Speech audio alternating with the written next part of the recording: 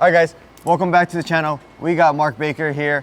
If you guys haven't checked out his website already, head on to markbakerbowling.com. He does virtual lessons, and you can schedule in-person lessons, and he's got a great video, The Game's Change. Make sure to check all that out at markbakerbowling.com. Thank you, Mark, again. Good to see you. Good to be here. We need to turn the heater on in Northern California. A little cold outside. It is. It's pretty cold today. But yeah, we're going to work on some things. I got some questions, and Mark's going to help me figure out how to start striking again. I look forward to it. Let's get to work. All right, let's get to it.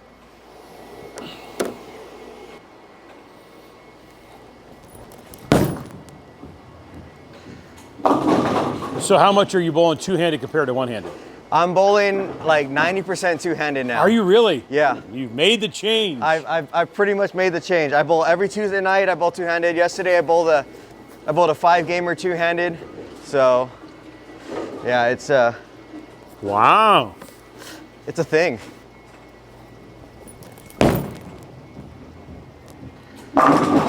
So the first thing I noticed, you just thrown a couple warm-up shots, is how you're not trying to throw it hard with your arms now. Yeah. It's actually turning into more of a swing. And I would imagine as your swing gets smoother and smoother, now you're starting to find some accuracy. Yes. I still need to work on a lot.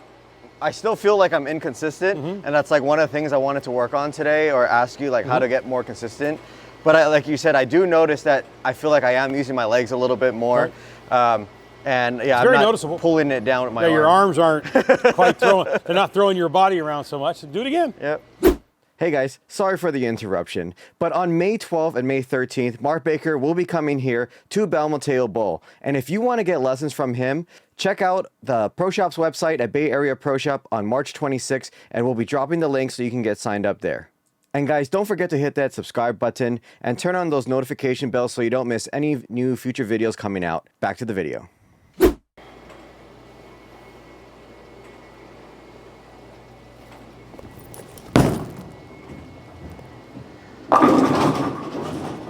Now you're getting it where when you find with people two-handed, you start seeing it in spots, for me like markers.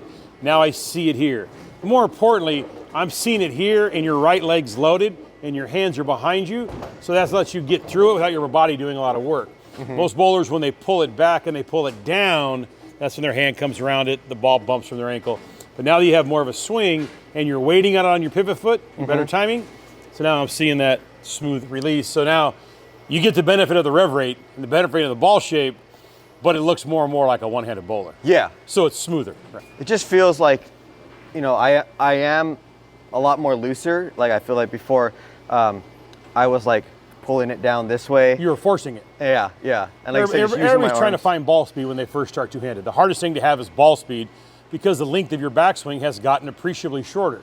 So now with the push out, you got a nice smooth push away, and it's coming back so much. The key is when you have that good push away and you stay tall, it comes back so much softer through here. Yeah. That allows your legs to get ahead of it. It's not really about the height, it's about getting your legs ahead of it. Now slide. Now this right leg and your hands are working together. So when you pulled it back and then you got to here, now pull down. Yeah, there we go. So it's good or bad. There's no gray. Yeah. It's either your right leg's a power source or your right shoulder. Yeah. And that's pretty much everything. Right.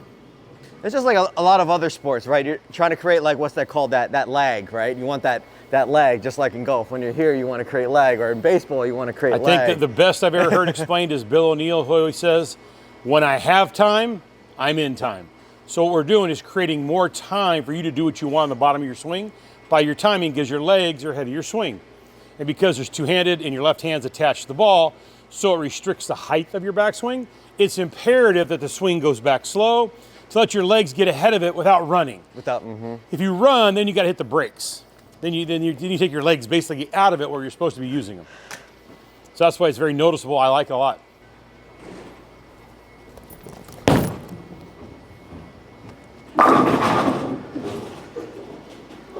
Very solid. Not bad. It's just, yeah, there's no violence in your game. Yeah. Right. But what I do notice now is I was wondering a question, axis rotation. What's the proper axis rotation? Do you want it to be super forward as far as your ball roll, or do you want it to be kind of like at that 45-degree angle or 90 degrees? Like what in your eyes? I break a lane down into two parts. The first 45 feet is about accuracy, the last 15 is about ball roll. I want it rolling forward on the back of the lane no matter what. Okay. So it doesn't matter how much rotation or tilt you have in the front, by the 45-foot mark, it needs to be rolling forward to make the pocket bigger. And that's what you're doing. The key is when your timing's better, when you throw it in your hands there, you see the ball kind of push this way, that's what gives you hold. When your hand's on top of it and you come this way and the core reads too soon, the ball won't give you any push. So it's not, I don't go by the numbers. I don't have time to measure everybody. Yeah. Because everybody's different. Yes. So you can always tell when the ball's clean through the front without you forcing it. That means you have the right amount. Yeah. Whereas when they asked one time, I did a thing on extra frame back in the old days, and I was working with Marshall Homan, and they asked Marshall Homan how much rotation or tilt he had. He had the best answer ever: enough. But it makes sense, like what you were saying.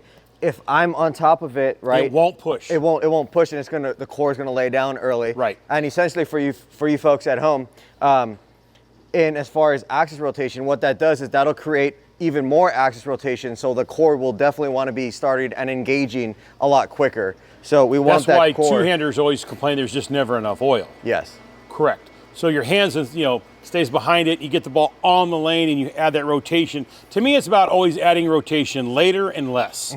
People, once that word, I'm going to move left, I got to add rotation to get it going left to right.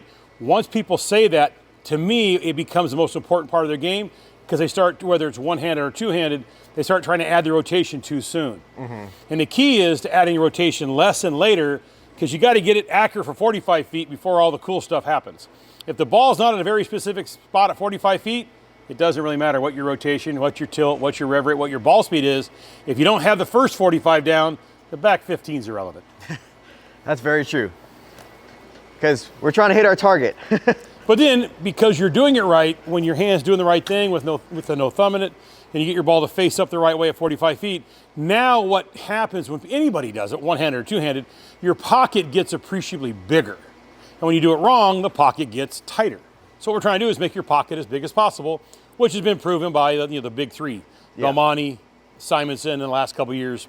E.J. Tackett's done it as well as anybody's ever bowled the game.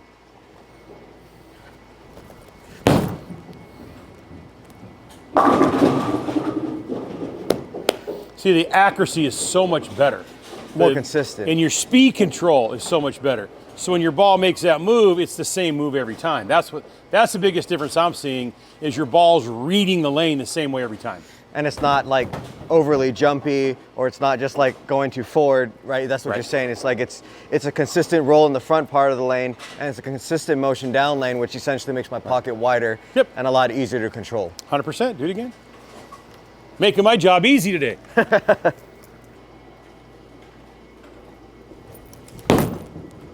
Oh, I missed right. And that's the first one that your push away went down. You Yeah. went down, you pulled it up, and you pulled it down, so your hand got on top, so that's what we're talking about. That was lack of rotation. So the ball stood up really early, and it went dead straight in the back. Your hand wasn't in it, so the launch trajectory for a coach, I'm always watching how the ball enters the lane. That time the ball entered the lane much steeper, more down, that means your hand has to be on top. Ah. So if the steepness of this, right? Right. So if you're going to use the dots as the foul line, Yes. and I want a ball to land 3 feet out, your hands have to be here. Okay. Now make a ball land 3 inches in front of the foul line. That's your body position. I think that's the most important thing. Okay. Your body position at the foul line tells me pretty much everything. Okay. Yeah, I have been having that shot like one in every like 8 or 9. Yeah, that was the shots. first push away that didn't go out and swing back. Okay. That was more of a shove down. If you pull it up, you have to pull it down. That's just how physics works, yeah. Makes sense. Okay, so that's one of my bad shots, is I'm just pulling it down. And Good to know. you didn't feel your legs as much on that shot. I definitely did not. So your hands were faster.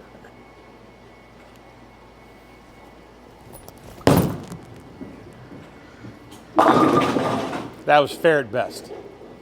So now you warmed up. This is very important. People tend to throw it really good when they warm up. You know why? Because you just walk up and let it go. So then what happens, he starts throwing it. Now I'm throwing it bad. Think about that. He changed verbs. Walking up and letting go, now I'm throwing it. So when he was throwing it good, it was all about his legs.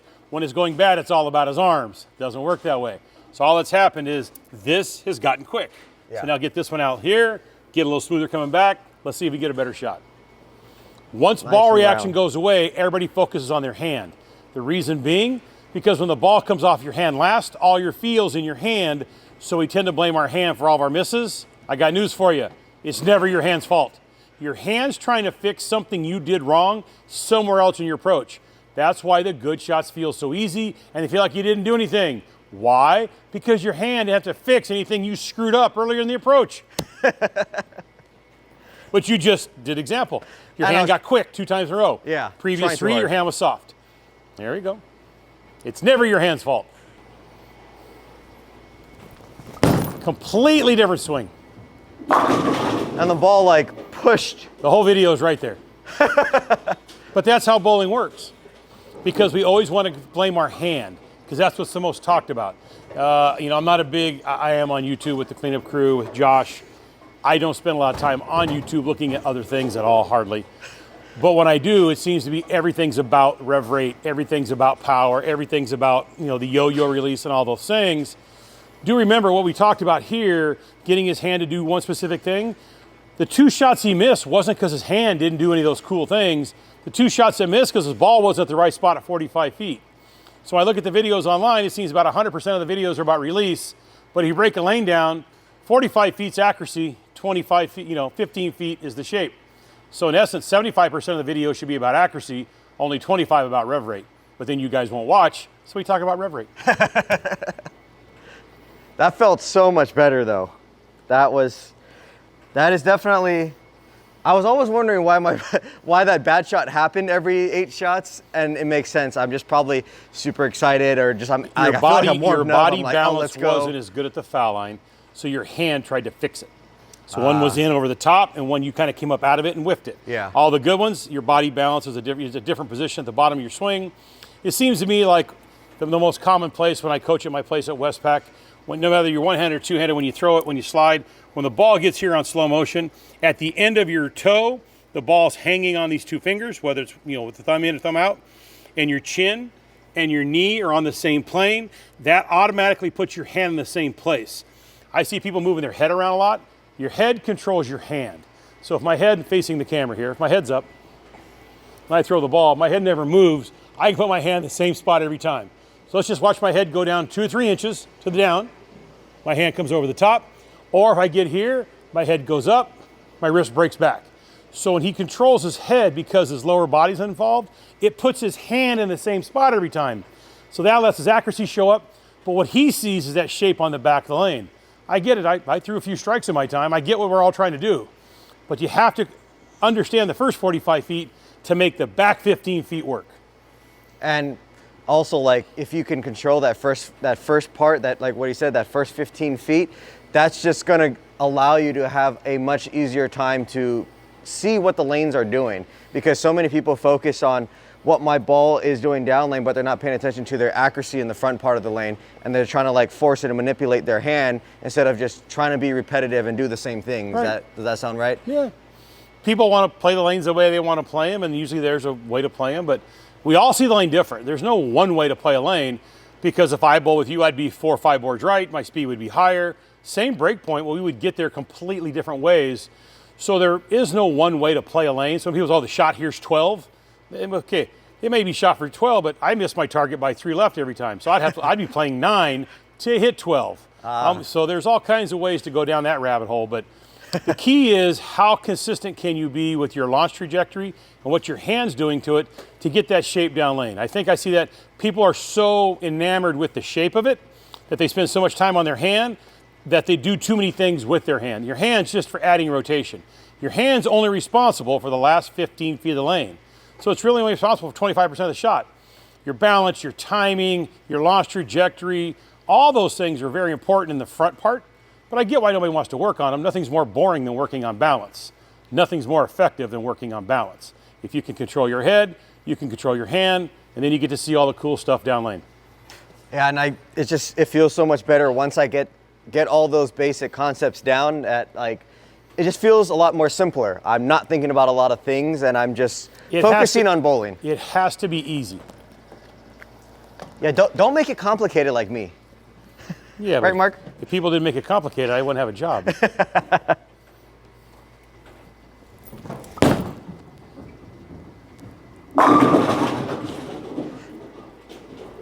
That felt great. You think? That felt great. So when your people at home are watching this and they see like the 2 before, the 2 misses, and now the 2 really good shots, if you can slow it down, you look how much more calm his head was. His trajectories were the same. So that ball had that same look for the first 45 feet. Then you see the core lay down and the pocket gets bigger, and like the ball slows down and the ball gets bigger, makes the pocket bigger, right? So Yeah. it's a very easy thing to see as a coach. And that's the tricky part, getting all the different styles of bowlers I coach to get your ball to basically, it's just basically to do that. I mean, there is only one shape through the pins that really works. That's the one that works, right? Yeah. And I've been having struggles with getting this ball to shape properly. Well, one, it's new. I don't know what it was doing, but I feel like I was doing something wrong, and probably I was over the top. Then you started trying to make the ball work. That's why in today's game you do need an arsenal. You can't make a ball work. It's going to do what it does. If you throw it correctly and he gives you a great look, but if you just miss a little bit, that's why you need to have at least 2 or 3 ball arsenal, if not 4 if you're going to bowl tournaments, or 6, because the balls are amazingly good, but they're amazingly touchy. Situational. Yeah, it's just because it's not because the balls, it's because the lanes changed so dramatically compared to like when I bowled back in the Stone Ages in the 80s in a different decade. We started out playing first arrow and we end up playing fifth arrow. It just took us 12 hours to do it. Now if you go to a tournament, it takes them about an hour. They go from playing out to fifth arrow within 2 games. We did that in 24 games. So the lanes changed dramatically much quicker. So I don't think you can just get by being, I'm just going to throw 1 ball and outbowl everybody. I think that day's come and gone. You guys got to get an arsenal. Go visit your Storm Loco VIP Pro Shop. And that's why you bowl two-handed. Look at that. Yeah, very good. Look at that. That's all it was. At least I know what my bad shots are. So see, that's the thing. You guys watched this video, right? You saw that I felt pretty good at the start, but then the minute I started throwing it bad, that's what you need to know and figure out when you're recording yourself at home and you're taking videos. You want to see what you're doing on your bad shots so that you can fix it. Is that correct, Mark? Well, the reason why people take lessons and take virtual lessons, I think, your purpose is to understand yourself. You got to understand there's 2 things. He's thrown like 5 out of the last 7 really good. So my job as a coach is to get to him to explain, because he can see, Josh is excited. Those felt so good. I'm a coach. I have no feel in the shot, but I understand what the ball does. So when he throws it that good, he gets a very specific feel. My job as the coach is to teach him how to create that feel, because he knows when he gets that feel, then he bowls well. Conversely, the shots that bad felt terrible. So once you figure out your miss, the thing that you tend to do because we all have a thing we all do. Once you figure that out, you can figure it out on the fly. The reason why the pros are so good, they can break their games down and put it back together in about a game on the fly. So that's the hardest thing to do, is not get so upset when you throw those 1 or 2 bad ones and then try a bunch of different things. So I just said, hey, just do this one thing and let's see what happens. It wasn't a thing he was probably going to do, but you saw what happened. It got him relaxed. And once that feel comes back, then he relaxes. When the feel goes away, we get tense. When we're tense, we don't tend to throw very many good shots. I definitely couldn't repeat that. Thanks again, Mark. I really appreciate it. Guys, don't forget to check out markbakerbowling.com, virtual lessons, the Game's Changed video if you want to learn more about two-handed bowling. He's brought in the top pros, Simo and Belmo, on his video, a lot more in-depth, and you can learn a lot on that video. That has taught me a lot, helped me start off bowling two-handed before I even saw Mark, helped me get some groundwork, the basics. So if you guys want to get better at two-handed bowling and you're just starting out, be sure to check that video out. Thanks, Mark. See you guys on lanes. Thank you again. Awesome.